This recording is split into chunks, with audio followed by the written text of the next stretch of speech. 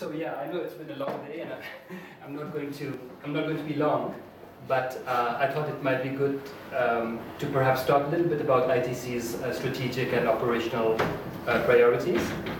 Of course, bearing in mind that in terms of the timing, this might not be the best time to do so. As many of you know, we are in the process of developing a new strategic plan, 2015-2017. We've just had the ITC evaluation more or less completed. The first draft has been shared with all of you, and there is a lot of food for thought also in the ITC evaluation report. So all this to say that, although we're talking about strategic priorities, it's a little bit passé, because I have a feeling that the new strategic plan is going to look rather different from what we call our strategic priorities of today. But as far as today is concerned, our strategic priorities are, well, many of you are very familiar, both with our current strategic plan, 2012-2015, as well as the strategic framework, the document which we share with New York, which includes the famous IMDIS indicators, which many of you have had to grapple with. So currently, for this biennium, in the strategic framework, there are 3 strategic objectives. These are known to you. One of them is around trade intelligence, one of them is around policies and institutions, and the third one is around SMEs and SME competitiveness and market access. My feeling is that there's a little bit of a disconnect between our current strategic plan and the strategic framework. And in preparing the new strategic plan, we will need to make sure that all our corporate documents are aligned, because I think it is a bit confusing both for staff as well as people outside to see different strategic orientations in different documents. This being said, of course, I think the large themes in terms of the strategic orientation is not going to change. We will continue, of course, to focus on LDCs, on LLDCs, on SIDS, on Sub-Saharan Africa. I think this statement we have made that at least 50% of our assistance will go to this group of countries is a statement we will need to probably think about as part of the new strategic planning exercise. Is the 50% the right percentage? Those kind of questions are bound to come up.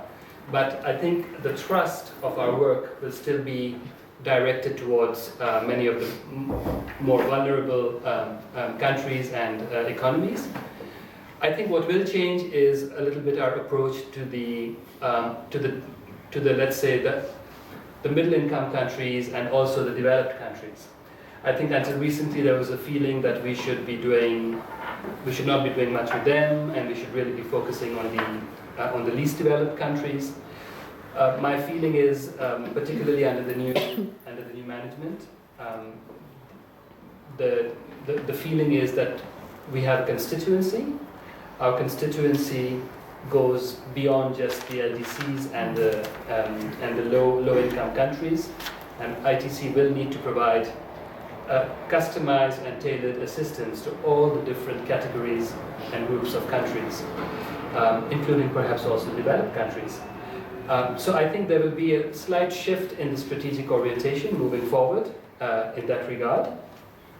I also think that there might be, in terms of what is a large program, do we only do large programs, or do we also do kind of niche, customized technical assistance to specific countries and specific country needs, whether it's in the area of services or in the area of supply chain management or value chains. This discussion is going to be very, very important, and you, as senior managers and senior officers of the organization, will play a very, very important role. And I'm actually encouraging you through this to participate in the strategic planning exercise, because I think it's going to be very important for ITC moving forward to have very clear answers to many of these questions. Until now, we've been, I think, a little bit doctrinaire in terms of what we want to do and what we don't want to do, and I think we need a much more nuanced approach with regard to many of these themes. Of course, we will continue to, there are some themes which are more important than others. Services is important. Arantxa has been very clear about, putting more focus on trade and services. Trade facilitation post-Bali is going to be a theme which will be very important for ITC. I think, as many of you know, we are developing now a whole program around trade facilitation. I think there will most certainly be a renewed thrust on results and impact measurement. I think we will need to gear up to do this better. We will need to gear up to show that we are fairly avant-garde when it comes to measuring impact. I think many of you know that we have we made a good start in the area of impact measurement. We have just rolled out the first impact survey for ITC. The results are just in. It's looking promising. And I think we have a niche there which we can build, where we can actually show that we are thinking about this, but we will need to do more in that regard. Then I guess maybe also to say that there are obviously a few challenges which we will collectively need to address, and there is most certainly a challenge of growth. So we have an ambition for growth.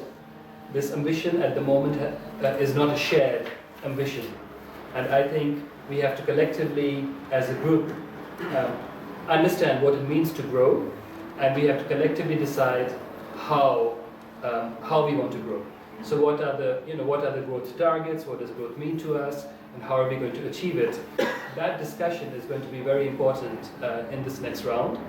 I have always maintained that ITC is just, ITC is an organization which can, in my view, double its expenditure over the next 5 years. I am convinced that we can move from 40 million to 80 million in about 4 to 5 years in terms of our expenditure, XP expenditure per year. But is this the ambition which all of us have? And if so, how are we going to get there? These are the questions which I think we all will need to grapple with. Linked to growth is, of course, the whole discussion about how do we deliver, who delivers in the house. At the moment, as you know, delivery is spread across all divisions. There are people in the house who feel that delivery and expenditure and project management belongs in certain parts of the house, whereas the other parts of the house should be doing other things. And I think that as part of the new strategic planning, we will need to just be much more clear about many of these things. Delivery of 80 million is not easy, but it's very much possible.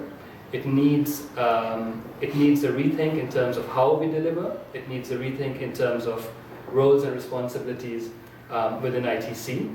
But I'm convinced that, with all the good resources here in the room, we should be able to arrive at a business model in ITC which allows us to match that ambition of growth. A big challenge moving forward is certainly going to be our technical expertise. I think we are centers of excellence in some areas, and I think we need to pull up our socks in other areas.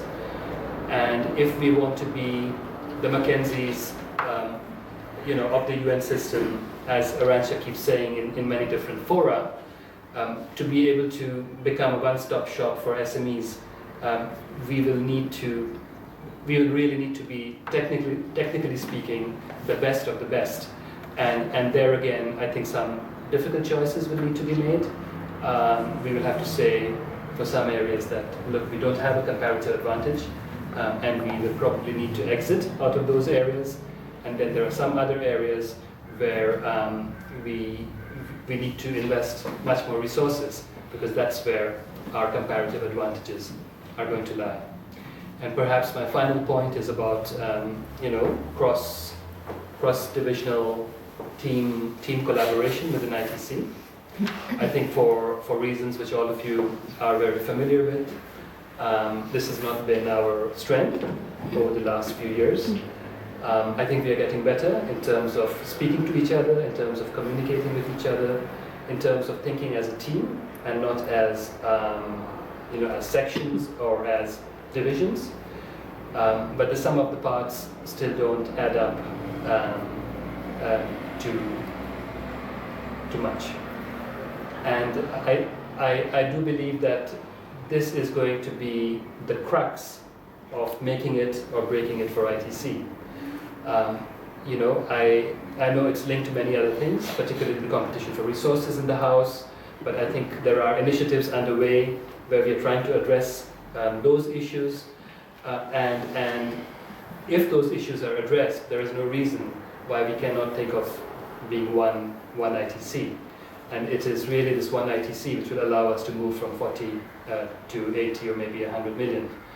And if we don't manage to turn the curve in the next 1 year, I think we will have missed the boat.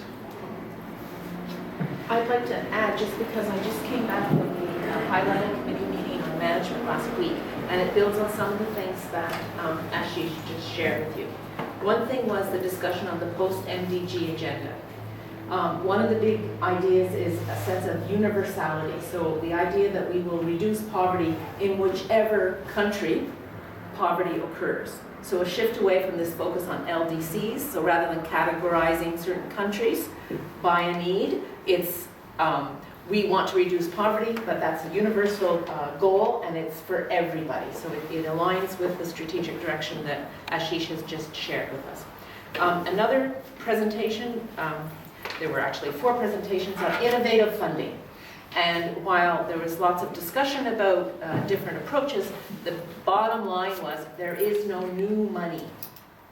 What that means is you have to show that you're worth investing in, i.e. you got to get it from the competition, rather than expecting that there's actually new stuff. And the Global Fund was there, and WFP, and many other agencies. So when we talk about doing things that are give value for money for ITC, I think this is being confirmed across the system.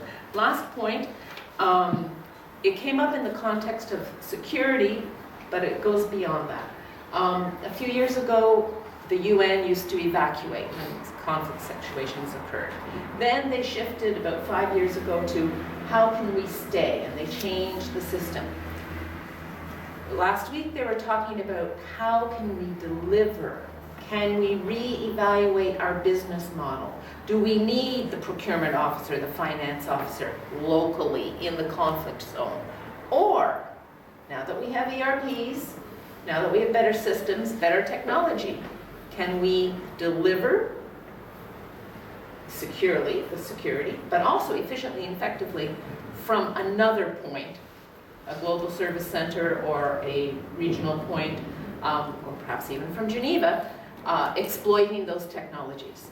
So everyone was challenged. There were 51 people attending this meeting, and the entire common system was there. Everyone was being challenged to think about their business models to do more with less. Again, very consistent. So I don't know, Arantxa wasn't at the same meeting I was at, but maybe she was getting it from the CEB, I don't know. But very consistent messages. Anyway, I wanted to. Thank you. Thanks, Eva. For those of you who may not have had time to read the evaluation report, I would very strongly encourage each and every one of you to look at it. I think there's some really, really good stuff there about us. Apart from the fact that, they point towards ITC's glass being more than half full, which is, in a way, a very good storyline for us. I think there is stuff there which will allow each and every one of us to think about the ITC of tomorrow. So please do take the time to read, particularly the fine print. The executive summary is obviously good, but do read the main report because there's lots of good stuff there about us. So that's all I had to say from my side.